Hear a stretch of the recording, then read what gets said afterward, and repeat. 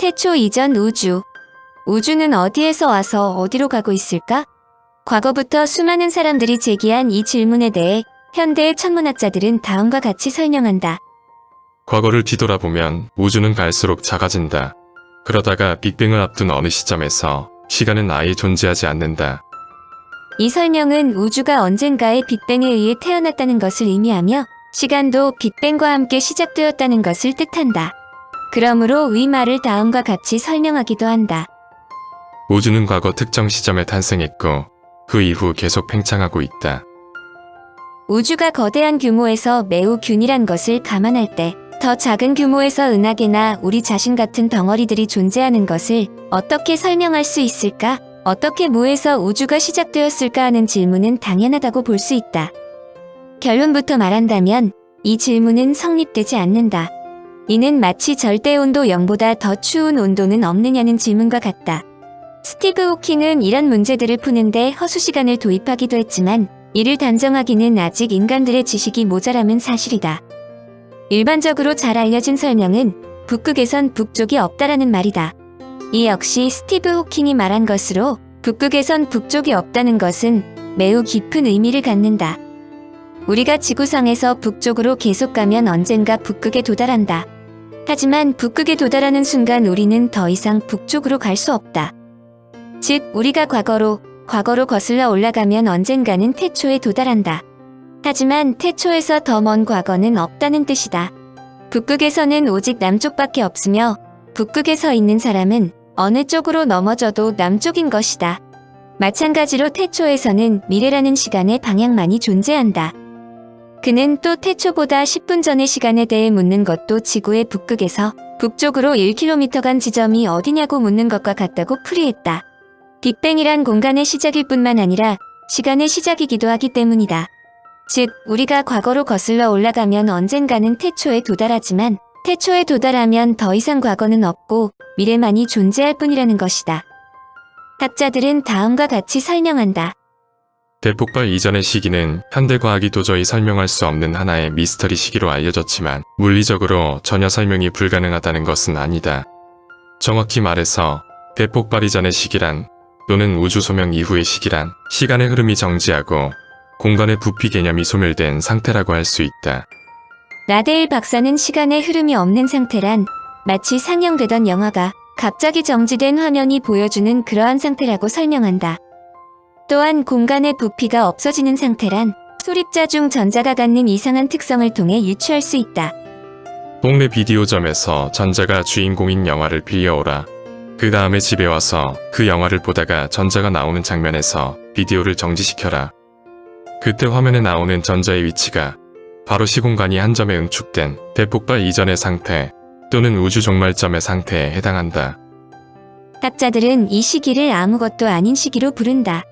만약에 이 시기에 누군가가 우주 만물의 진리를 설명하는 방정식을 쓴다면 다음과 같다. 0은 0. 현재 천문학자들은 어떤 미래가 우주의 운명인지 알지 못한다.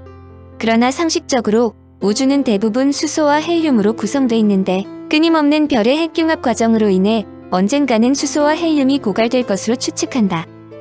이때가 되면 별의 탄생은 더 이상 일어나지 않고 별들의 시체만 있을 것으로 본다. 앞으로 약 1조 년 뒤의 일이다. 0이 27개 년 정도 지나면 각 은하는 모두 거대한 블랙홀로 바뀌며 0이 31개 년이 지나면 은하단 전체가 하나의 거대한 블랙홀이 된다. 이론상 0이 100개 년이 지나면 거대한 블랙홀이 증발한다고 하는데 인간의 수명이 고작 100년에 지나지 않는다는 것을 감안하면 0이 100개 년 후의 일은 의미가 없다. 이를 아인슈타인의 상대성 이론을 도입하여 다음과 같이 설명하기도 한다. 상대성 이론은 궁극적으로 절대적으로 생각해왔던 시간 개념이 궁극적으로 변할 수 있다는 것을 의미한다. 이를 일부 학자들은 아인슈타인이 시간이라는 절대 개념을 물리학에서 사라지게 했다. 또는 현대 물리학에서 시간이 존재하지 않는다라고도 설명한다. 우리들이 가장 친숙한 시간이 사라졌다는 말이 무엇이냐고 말하겠지만 상대성 이론은 궁극적으로 시간이 어떤 특수한 조건에서는 사라질 수 있다는 것을 의미한다. 안드레아스 로스는 다음과 같이 설명한다. 그는 우선 일반적으로 알려진 시간은 뉴턴이 설명한 시간 현상으로 다음과 같이 설명한다. 절대적이고 진정한 그리고 수학적인 시간은 외부 요인에 관계없이 한결같이 흘러간다. 뉴턴의 설명을 반박할 수 없는 것은 TV 화면을 보고 손목시계를 맞추어 놓으면 손목시계를 찬 사람이 무슨 일을 하건 TV에서 어떤 장면을 방영하든 시계는 계속 흘러간다. 더구나 자신이 손목시계의 시간을 아무리 조작하더라도 절대 시간은 이에 상관하지 않고 계속 흘러간다. 즉 내가 시계를 다른 시간에 맞춘다고 해서 시간 속을 여행하는 것이 아니다. 그저 내가 시계를 틀린 시간에 맞추어 놓은 것에 지나지 않는다. 그런데 아인슈타인은 시간이 변할 수 있다는 것이다. 즉 인간이 시간에 간섭할 수 있다는 설명으로 그저 아주 빨리 움직이기만 하면 된다. 시간이 여행자의 속도에 따라 좌우되기 때문이다. 아인슈타인의 상대성 이론에 의하면 시간의 경과 속도는 물체가 공간에서 움직이는 속도에 따라 달라진다는 것으로도 설명되는데 이는 매우 황당한 의미가 함축되어 있다. 행성이나 별 또는 블랙홀과 같은 거대한 물질 덩어리가 공간을 일그러뜨린다는 것이다. 이는 시간을 팽창시키기도 하고 수축시키기도 한다는 것을 의미한다. 시간과 공간의 천을 가지고 그물 침대를 만든다고 가정하면 보다 쉽게 상대성 이론의 뜻을 이해할 수 있다. 그물 침대에 누워 잠을 자는 사람은 천의 여기저기를 불룩하게 팽창시키게 마련이다. 몸을 움직이면 불룩한 부분은 다른 곳으로 옮겨간다. 독일의 클라우스 키퍼 박사는 이 문제를 이렇게 설명한다. 내가 한 방에서 다른 방으로 몸의 무게를 옮기면 옮긴 방에서 공간의 굴곡을 변화시키고 따라서 시공도 변화한다. 이는 방 안에서 몸을 움직이면 이를 전후하여 방 안 이곳저곳에서 시간이 경과하는 속도가 달라지게 된다는 것이다. 물론 이런 영향을 일상생활에서 감지할 수 있는 것은 아니다. 문제가 되는 속도가 아주 느리기 때문이다.